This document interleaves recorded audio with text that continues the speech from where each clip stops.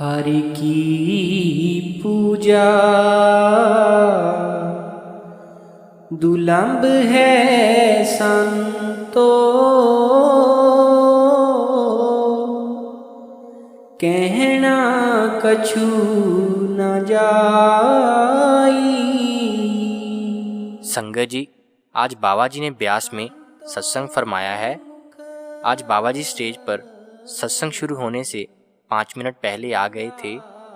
जब बाबा जी आज स्टेज पर आए तो शब्द गाया जा रहा था, नाथ मोहे अब की बेर उबारो, जो कि संत सूरदास जी का शब्द है। इसके बाद बाबा जी ने सत्संग स्टार्ट किया। बाबा जी ने आज हर की पूजा दुलंभ है संतो बानी पर सत्संग किया है, जो कि गुरु अमरदास जी की बानी है। बाबा जी ने आज 1 घंटे तक सत्संग किया है। सत्संग की शुरुआत में बाबा जी ने फरमाया कि ये गुरु घर की बानी है और आप हमें समझाने की कोशिश कर रहे हैं कि हमने भक्ति का कौन सा साधन अपनाना है। बाबा जी ने आगे बोला कि हम में से सभी अलग अलग धर्मों में पैदा हुए हैं, इसलिए सब धर्मों के तौर और तरीके भी अलग अलग हैं, लेकिन जो अंदर का रास्ता है वो सभी धर्मों का एक ही है। आज तक किसी भी धर्म ने ये नहीं बोला कि मालिक 2 हैं या 3। सभी धर्मों ने उस एक कुल मालिक की ओर इशारा किया है। पलटू साहब जी ने भी फरमाया था, पलटू एक ही एक है, दूसरा ना ही कोई। बाबा जी ने फिर आगे फरमाया कि अगर मालिक एक है तो हमने अपने आप को अनेकता में क्यों बांटा हुआ है। मालिक को पाने के लिए पाठ पूजा तो सभी कर रहे हैं, लेकिन अपने मन के अधीन होकर हम मालिक को बाहर ढूंढने में लगे हुए हैं। जबकि गुरु घर ने फरमाया था, सब किस घर में बाहर नाही, बाहर ढूंढे सो परम पुलाई। ये ठीक है कि अलग अलग युगों में मालिक की भक्ति के अलग अलग साधन थे, लेकिन इस कलयुग में भजन सिमरन के अलावा और कोई साधन नहीं है जो हमें मुक्ति दिला सके। इसलिए जब तक हमें सही युक्ति का पता नहीं चलता और ये नहीं पता चलता कि भक्ति करनी किसकी है, हम आगे नहीं बढ़ पाएंगे। बाहरमुखी साधन हमारा ध्यान बाहरमुखी ही रखेंगे। फिर बाबा जी ने आगे समझाया कि हमारी यहाँ एक सोच है कि जब हम किसी रिश्तेदार के घर जाते हैं तो खाली हाथ ना जाएं, इसलिए हम कोई ना कोई तोहफा या कोई खाने की चीज़ें लेकर जाते हैं। इसी तरह जब हमने भजन सिमरन पर बैठना है तो हमने मालिक को क्या अर्पण करना है। क्या मालिक को हमारी धन दौलत चाहिए? ये सब तो हमें मालिक ने ही दिया है। हमने तो मालिक को वो देना है जो हमने खुद बनाया है। बाबा जी ने फिर फरमाया कि अगर इंसान ने अपना कुछ बनाया है तो वो मैं और मेरी है। हमने अपने मैं और मेरी को मालिक के आगे सुपुर्द करना है, फिर मालिक की जिम्मेवारी बनती है। अगर हमने मैं और मेरी में ही फंसे रहना है तो फिर ये बोझ भी हमें ही उठाना पड़ेगा। फिर आगे शब्द में एक तुक आती है, पूजा करे सब लोग संतो, मन मुक्त थाए ना पाई। बाबा जी ने समझाया कि ये नहीं कि हम कुछ नहीं करते, हम सब पाठ पूजा में लगे हुए हैं, लेकिन अपने मन के अधीन होकर। कोई सरोवरों में स्नान कर रहा है और कोई नाक रगड़ रगड़ कर माथा टेकने में लगा हुआ है।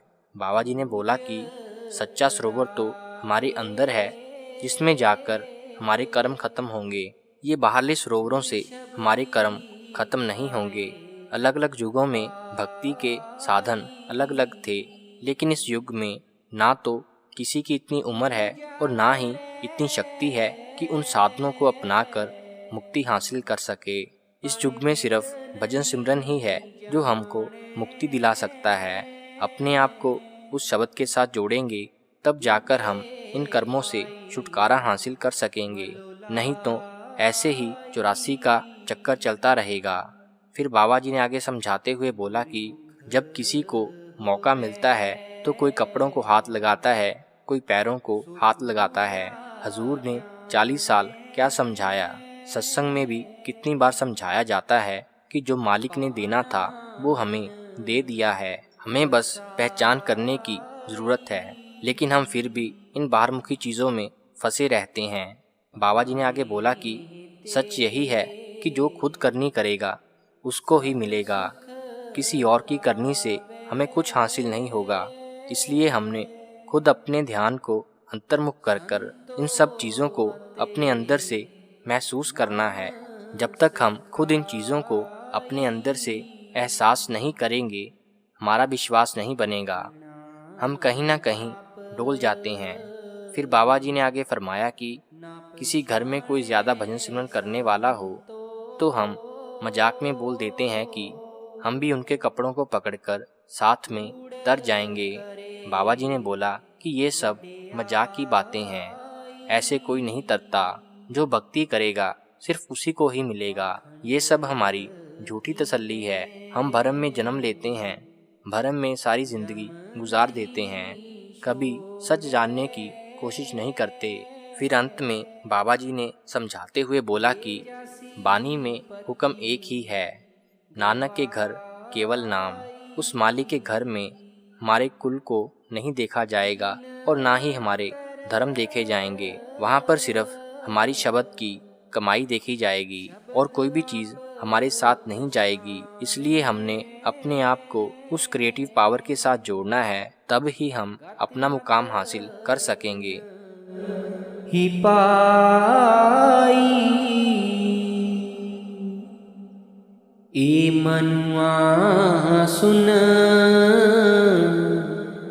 समाद लगावे, ज्योति ज्योत मिलावे।